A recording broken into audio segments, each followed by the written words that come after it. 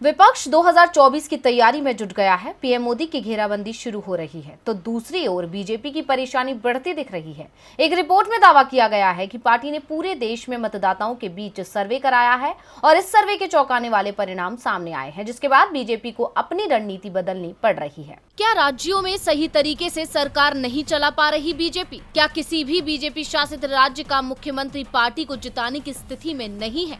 जी हाँ, बीजेपी की जो इंटरनल रिपोर्ट सामने आई है उसमें साफ है कि जिन राज्यों में पार्टी की सरकार है वहां के सीएम की लोकप्रियता बेहद कम है। यूं भी कह सकते हैं कि सीएम के खिलाफ जनता में आक्रोश ज्यादा दिखाई दे रहा है। एक रिपोर्ट में दावा किया गया है कि पार्टी के इंटरनल सर्वे में बीजेपी के किसी भी सीएम की लोकप्रियता 25% से ज्यादा नहीं है, यानी 75% लोग बीजेपी के सीएम के कामकाज से खुश नहीं हैं। इस रिपोर्ट ने बीजेपी की चिंता बढ़ा दी है। ऐसे में सवाल उठ रहे हैं कि पार्टी को चुनावी रणनीति में बदलाव करना होगा, नहीं तो विधानसभा चुनावों में हार तय है। हार से बचने के लिए बीजेपी ने कई राज्यों में मुख्यमंत्रियों को बदला भी है।